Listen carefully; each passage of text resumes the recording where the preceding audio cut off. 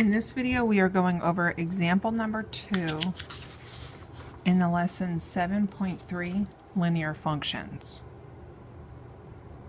Okay, remember a linear function, how do you know if a function is a linear function? It has to have a constant rate of change. Rate of change is like the slope. The rate of change, write this down, the rate of change is the vertical change over the horizontal change.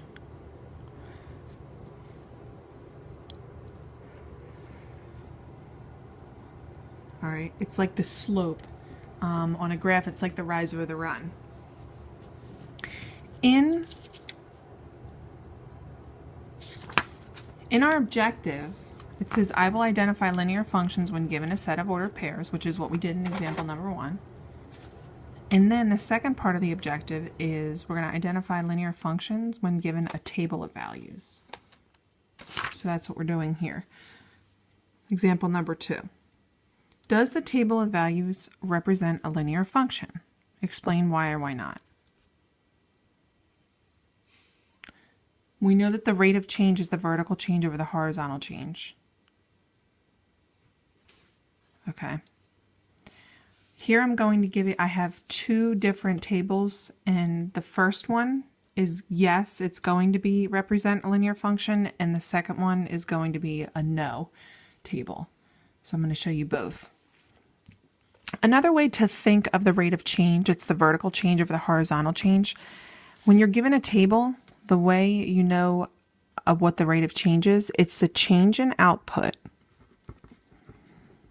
Change in output over the change in the input. Okay, so that's very important. When you're given a table, the rate of change is the change in output over the change in the input. Because remember, the output is like your y values and the input is like your x values. That's why it's the vertical change, that's your change in the y, it's like the rise, over your horizontal change, which is the change in the x. The x is your input. Remember, that was like that was lesson 7.1 that we learned that the input is your x values and the output is your y values.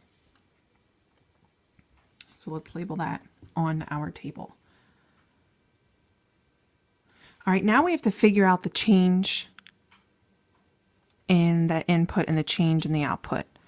For a function to be a linear function, it has to have a constant rate of change.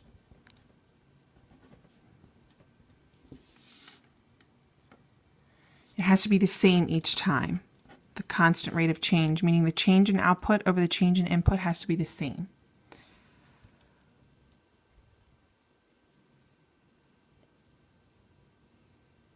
All right, so let's take a look at our first table.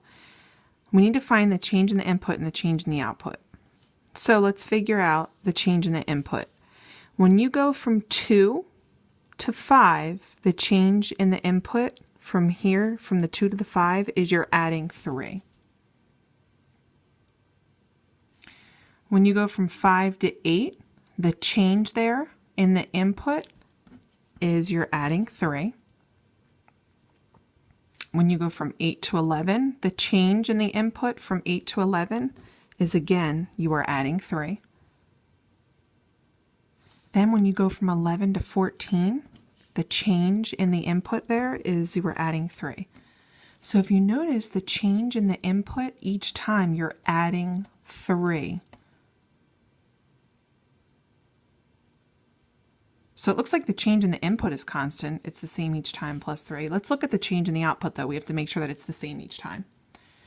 So the change in the output, to go from 13 to 25, you add 12. So the change in the output here from 13 to 25 is 12. To go from 25 to 37, you're also adding 12. Then to go from 37 to 49, you're adding 12 again. And then to go from 49 to 61, you're adding 12. So each time between any two y values, you're adding 12 each time. The change in the output is 12. Notice it's the same. The change in the input is the same each time, and the change in the output is the same. So there is a constant rate of change there. Remember that the rate of change is the change in the output. So let's figure this out. So the rate of change is change in output over the change in the input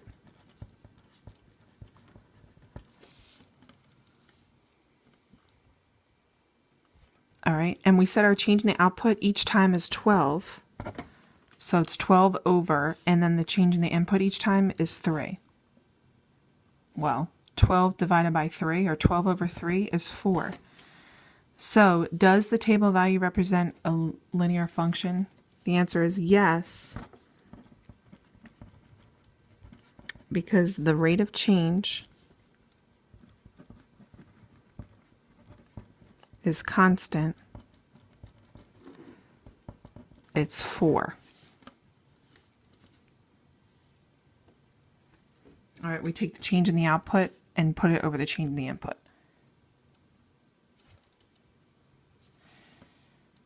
Here is going to be a table where it's not going to be a linear function. You'll see that the change in the output over the input is not going to be constant. Remember, the input represents your y values, the output represents your x value. I'm sorry, the input represents the x values and the output represents the y values. Okay, that's what we learned in our first lesson. So remember, the rate of change is the change in output over the change in input. So we have to figure out what is the change each time. All right. Here, to go from 0 to 3, you're adding 3. That's the change in the input. To go from 3 to 6, you're adding 3 again. From 6 to 9, you're adding 3. And then when you go from 9 to 12, you add 3. Okay, so the change in input is the same each time. It's plus 3. Let's check the change in the output. When you go from 0 to 1, you add 1. When you go from 1 to 3, you add 2. Wait a second, there's a difference there. It's already not the same. See, it has to be the same each time. Here, the change in output was 12 each time, but here, to go from 0 to 1, you add 1. To go from 1 to 2, you add 2. I'm sorry, to go from 1 to 3, you add 2. To go from 3 to 6, you add 3, and then from 6 to 10, you add 4. So see how the change in output is not constant. So, to answer the question, does this table of values represent a linear function? Explain why or why not. We're going to have to say no, because the change in output is not constant, which means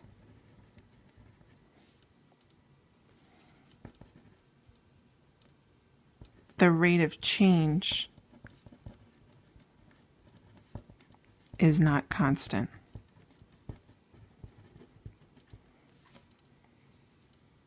Okay, and if the rate of change is not constant, that means that it's not a linear function, right? Because the definition of a linear function is when there's a constant rate of change.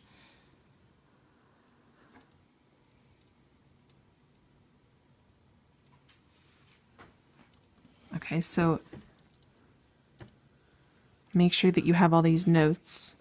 Remember, to recap, there has to be a constant change in the output. The numbers have to be the same on each side. Okay, over here the change in output was different each time. It was plus 1, plus 2, plus 3, plus 4. So this is going to be a no. This table of values does not represent a linear function. All right, make sure you have all the notes.